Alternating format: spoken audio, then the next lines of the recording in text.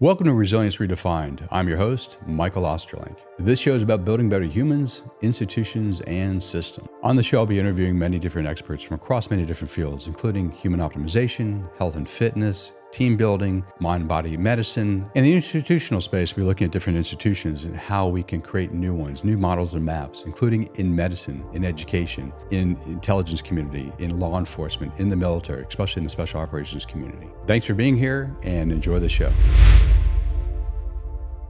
Hey y'all, Michael Osterlink here, and today I'm going to tell you about the 4 pillars of resilience. Each of the 4 pillars are unique in and of themselves, but they actually are important to do all together.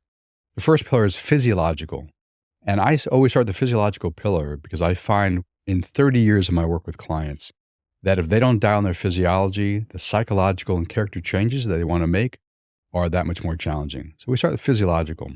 We look at their diet and nutrition. We also look at their fitness and the movement. That's 2 separate things. We'll also look at how they deal with stress. We also look at the 24-hour day-night cycles, circadian biology. That's also really important too, how to live within those cycles. We also look at sleep. Sleep is so important. If there's one thing I was going to encourage clients to dial in, it would be their sleep. So let's break each of those pillars down. Let's break each of those areas down of the first physiological pillar, diet and nutrition. What I want clients to begin to do is start becoming aware of how they eat, when they eat, and how it affects them on a daily, weekly, quarterly, and yearly basis. Because it's so important that they don't become aware of their diet and nutrition, that they live in what we call background of obviousness. They just assume that this is the way their body should feel. But for instance, like if someone does a Whole30 and removes a lot of things from their system, just for 30 days. And they start realizing, like, wow, I feel so much better, that, more cognitive capacity. My arthritis is gone. My irritable bowel syndrome is gone, or whatever the things might be that show up differently for them. They can compare and contrast. So I really want people that I work with to start noticing how their food intakes. And the food intake also includes dietary supplements, includes any kind of medications, prescription over the counter, any kind of liquids they take, from coffee to milk to alcohol, whatever they consume through their mouth. Basically, if we track over time, so they can start noticing the effects on their physiology and their psychology just of their nutrition. That's the diet piece of it too. The other piece is fitness and movement. And as I said, I make a distinction between the two. Fitness, what do you do on a daily basis? Whether you do barre or kung fu or seal fit or whatever your trip is, you train 4 or 5 days a week, cool. Like we want to know what that looks like. So you can be both consistent and you can also track over time your capacity to improve. Baselines are really important in the physiological channel. So we look at that. Also, we track your daily movement practices. So many people sit on their computers all day long, like for hours and hours at a time, or they're in their car in traffic for hours at a time. They say that sitting is the new smoking. And it's important for my clients to begin to realize that lack of movement has tons of different consequences. So I started having clients think about just movement, not even like lifting weights or going for a run or whatever, just getting out of your chair, moving around the house, moving around the office, going outside, going for a walk, getting some fresh air, some sunlight, whatever happens to be, maybe some Tai Chi, some yoga, just to move the physical body on a regular basis. That is a really important part of the program. So we go from diet, nutrition to fitness and movement. The next piece we look at is sleep. Like sleep, I would say, is the number one thing. And I follow really closely Dr. Kirk Parsley and his thinking on sleep, how important it is for not only human health, but human thriving. So I have clients become aware of their sleep, how it affects them on a daily basis. And we do 2 things. What can we do to improve your sleep in terms of internal practices? There are internal practices you can do to help bring the body down and relax more, so you can be better prepared for sleeping. There's also environmental things you can do, like blackout blinds and eye shades and binaural beats and various other things like that you can use the environment to influence your capacity to sleep better. That is really important, and I want clients to start thinking about that too. So sleep is key. We also look at stress management. How do you do stress? I call it the good, the bad, the ugly. A good approach to stress is I manage myself in the process of a stressful event. Awesome. Or I try to change the stressful event, the situation, the people. Sometimes you can't always change other people. You can't always change situations. Sometimes you can, but at least you can learn to manage yourself. That's the good. The bad would be like, oh, I'm stressed out and I do this to escape the stress. Drugs or alcohol or porn or Netflix or social media or work extra hard. Those things aren't necessarily like really good for you. They're not. They make sense in the short run to kind of distract you from the stressful situation, but they're not thriving strategies. And the ugly, like you just take what I just said and you amplify it 100 times. I have a glass of wine to relax. Not so good. It's okay, but not so good. I drink a whole bottle. Oh, that's a problem, you know? Or whatever you do that amplifies any of the bad things to make it even worse. And my interest with clients is start to track how they deal with stress and to have them create better strategies for themselves that allow them to deal with stress in a much more healthy way. And not only in a healthy way, but an adaptive way that allows them to like use stress. Like, how do I take this stressful situation, not only adapt to it, but grow from it? That's really what resilience is all about. And then the 24-hour day-night cycles. And this is really, really important. I used to call it time in nature, but I call it the 24 day-night cycles or circadian biology. We've evolved on this planet for millions of years with the sun and, from day to night to day to night, day to night. And over the last couple of 100 years, we've added in things, technologies, which, I love technology, has a lot of benefits, but also there's a lot of contraindications for human health from a lot of the things that we do, excessively.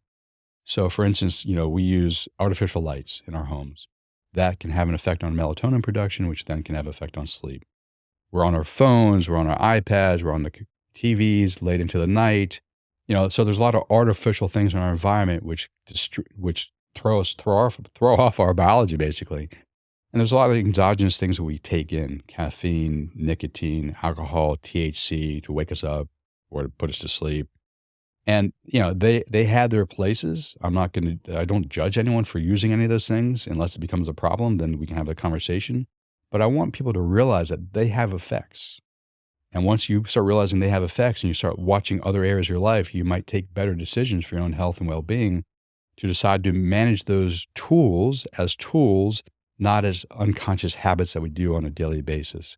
And that's kind of learning to live within your circadian biology. Like, what is natural to you and how do you support your own human system to thrive, not just to get through any particular time of the day or time of the week as it's been a tough week. And that's the physiological pillar. And that's so important to dial in.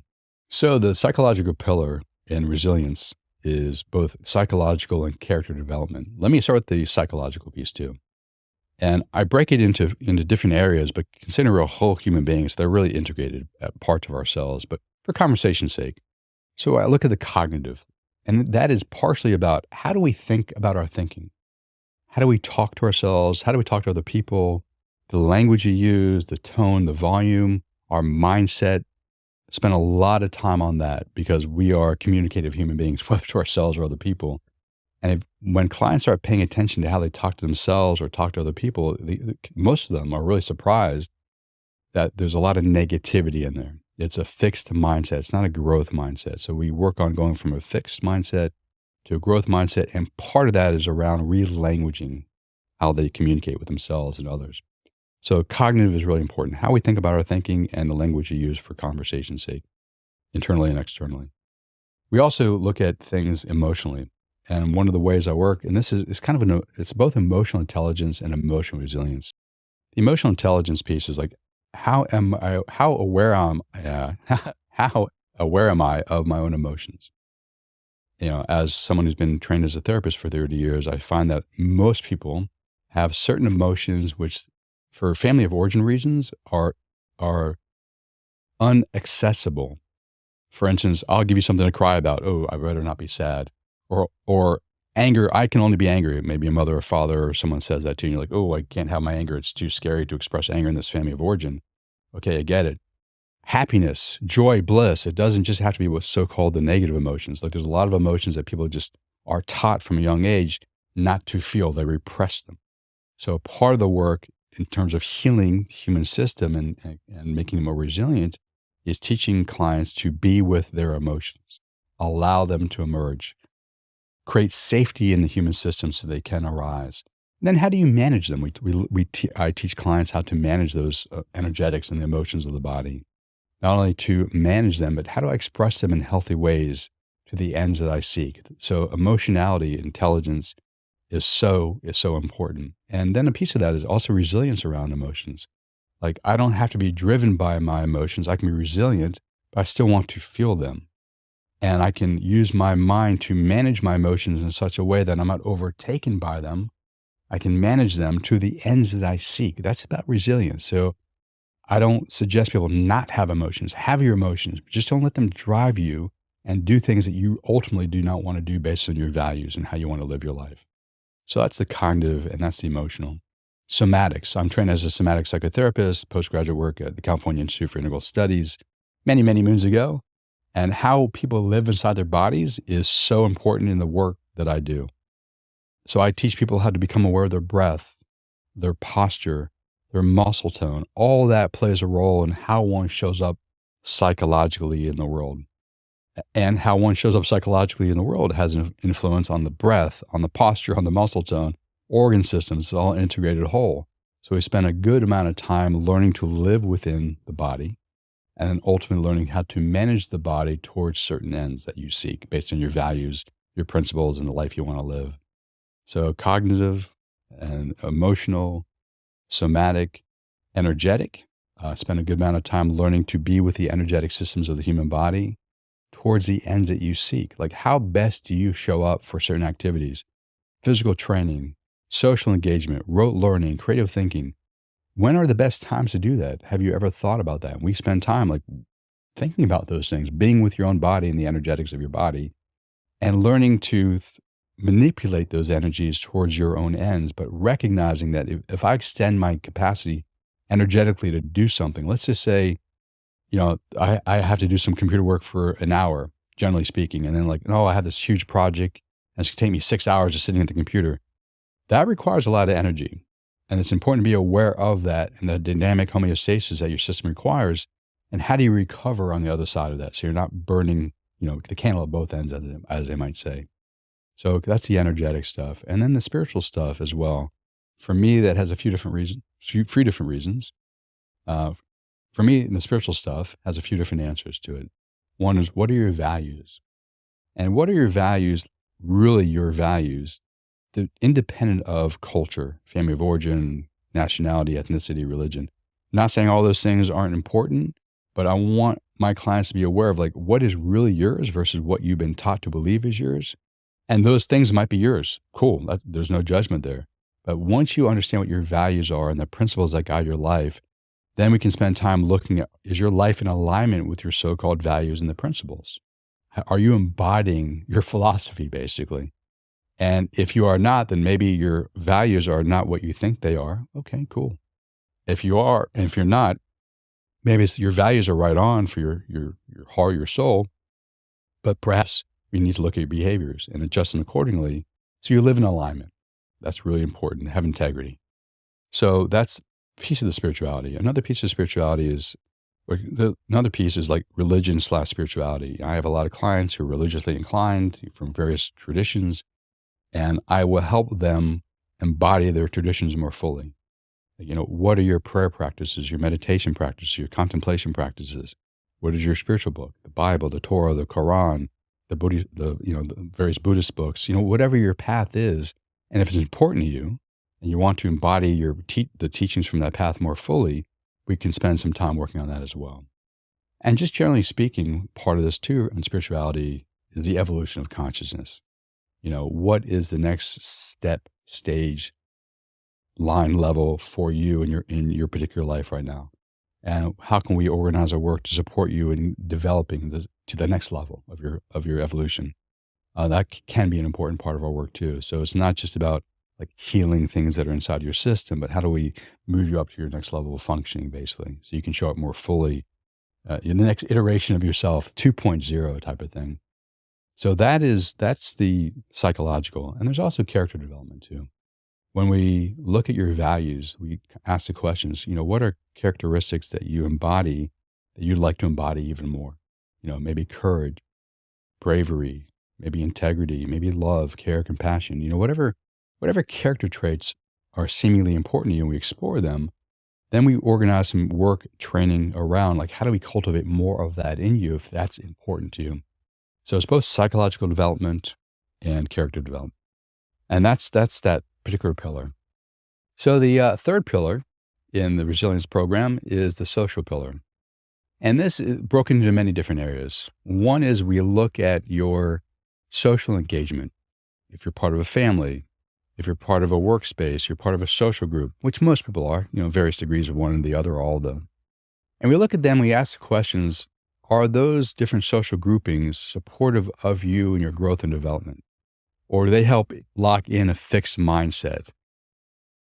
And we explore that because it's really important to surround yourself with people as best as possible that encourage your growth and your development and don't attempt to restrict your growth and development out of fear or out of insecurity or whatever it is. And part of this exploration could be actually bringing your people into the conversation. I'm trained as a marriage and family therapist, so we need to bring in a spouse into the conversation. Maybe he or she is afraid of your growth and development, understandably so. It can be scary if one person is growing, the other person's not. We bring them to that conversation to help reduce their anxiety, reduce their insecurities, get them perhaps on their own growth path so everyone can grow together. Maybe in different areas, but they can all grow together. And we do that with multiple different areas. Like we can bring in your workmates for the same kind of conversations. So that's the social engagement piece. Also a piece of that too is what I call communities of practice. We look at mental, emotional, spiritual, interpersonal, like areas of your life that you might want to develop, deepen your capacities in. And we look at in your community, where can we find places for you to go and join other people who are interested in similar activities? So for instance, like physical capacity building, you're like, I want to be part of a community that's really physical. Awesome. Maybe you go join a CrossFit gym because it's very community oriented. Or you join a yoga community, which is really a community. It can't just be like you go there and you work out and you see people and you might wave to them. It's more like it really has to be a community. There's a lot of support of one another, accountability, things along those lines. Or maybe in the mental space, you join a reading group. Like you guys get together once a week, you read your books, you talk about intellectual things, whatever it is. It's like, but it's a community. It's like people care about one another and want to support each other in that intellectual exploration. Or maybe spiritually, you go to a Bible study or a Torah group, or you join a meditation group. Whatever your path is, you join a group, and it's not just like we go there for an hour and we do something and we leave. It's like really it's a community that supports one another in growth in that particular area, in spiritual development in this case. So we kind of map these things out and we find out where you might want to cultivate more capacities in any particular area, find that community, and then encourage you as a client to go find and explore that for yourself and see if it's a good fit. Obviously, it has to be a good fit. So that's part of the social piece, is just like who you engage with on a regular basis, finding communities of practice.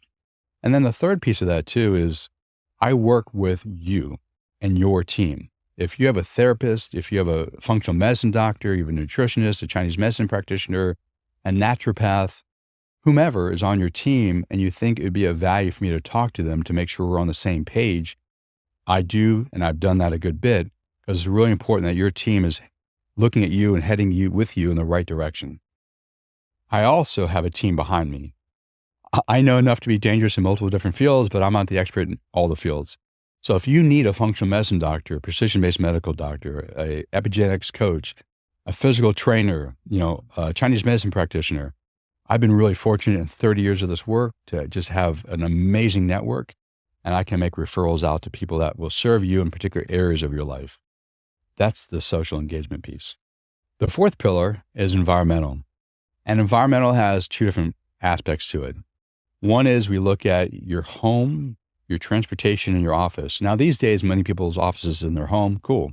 Whatever your organizational structure is, that's fine. But we ask the question, are your environments conducive to the type of person you are becoming? They support your new habits, new ways of being, or they detract from you trying out new things, experimenting.